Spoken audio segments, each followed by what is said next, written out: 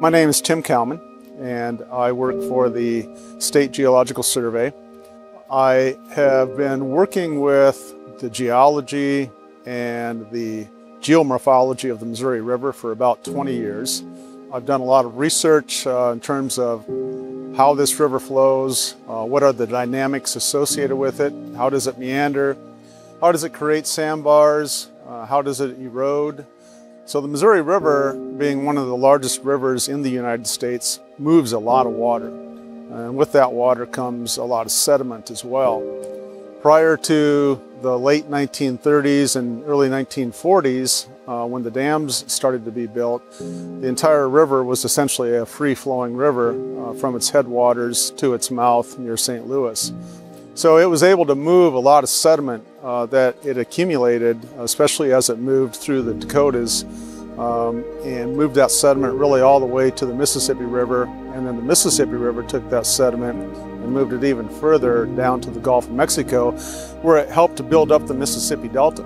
Once the dams started being built on the Missouri River, essentially that flow in the upper reaches of the river stopped. So that's been going on really since 1955, and once we got to the late 80s, early 90s, people really started to take notice of it because the delta kept moving further and further into Lewis and Clark Lake, cutting off more of the lake, certainly cutting off the recreational aspects of the lake near Springfield as well. The majority of the sediment does come from the Niobrara River. 55 to 60% of it is coming in through the Niobrara River. The Missouri River upstream of Springfield also is contributing some sediment, mainly through the erosion of its bed. So I think that the other thing that's worth mentioning, though, is that this segment of the river that we're standing on now is a free-flowing, wild and scenic stretch of the Missouri River, designated as the Missouri National Recreational River. But what's nice about what you can see behind me on this river is that it is not only picturesque, but it's a free-flowing segment of the river. The water is certainly moving fast these days because of the high discharge out of Gavins Point Dam. The thing that might not be quite so apparent, though, is that this segment of the river really has a deficit of sediment because all of that sediment that used to flow down it is now captured behind those 6 main stem dams. The river tries to get back into equilibrium with its sediment load, and what it's doing to do that is mainly it's eroding its riverbed.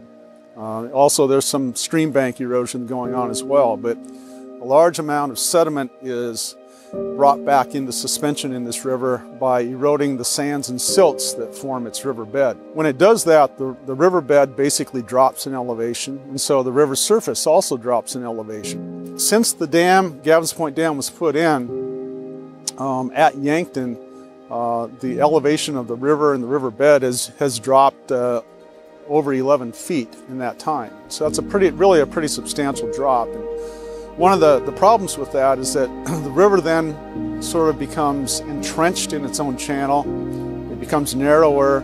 The cut banks become very high, and so the river really never has a chance to overflow those banks and reconnect with its floodplain, which is really an important thing for a large river like the Missouri River to be able to do in order to sort of recharge the ecosystem. It's good for the floodplain, but it's also good for the river environment as well to reconnect with the nutrients on the floodplain. So that really doesn't happen anymore because the flows never get high enough to top those banks. And the other impact that has when the river erodes its bed like that is it lowers the local water table. So what we see is out here on the floodplain, the water table has dropped since the dam has been put in.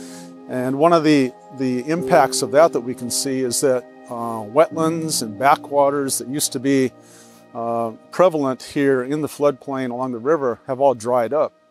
So that in itself is also an issue that we don't always think about, but there's a sediment accumulation problem going on up in the reservoirs above the dams, but there's also a sediment deficit problem going on below the dams. The sediment accumulation problem that's happening up at the headwaters of Lewis and Clark Lake near Springfield has the feeling of a problem happening in slow motion. That's not going to stop. it's going to continue to get worse year by year by year. So 10 years from now, 20 years from now, the problem will be a lot worse than it is today. It'll be impacting a lot more people. It's going to cause us to have to raise road beds, maybe reroute highways. It's going to be expensive. And the solution isn't going to happen overnight. So the Missouri Sedimentation Action Coalition, or MSAC, is an organization that's been around for quite a while working on this issue. And one of their goals is to get a groundswell of support to help solve the sediment problem.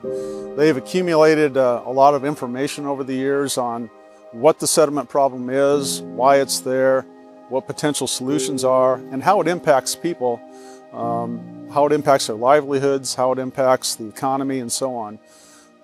They have a lot of brochures and other types of information that people can learn a lot more about this problem. If they visit msaconline.com, they'll find a lot of nice information there that they can download and learn more about this problem and hopefully get involved.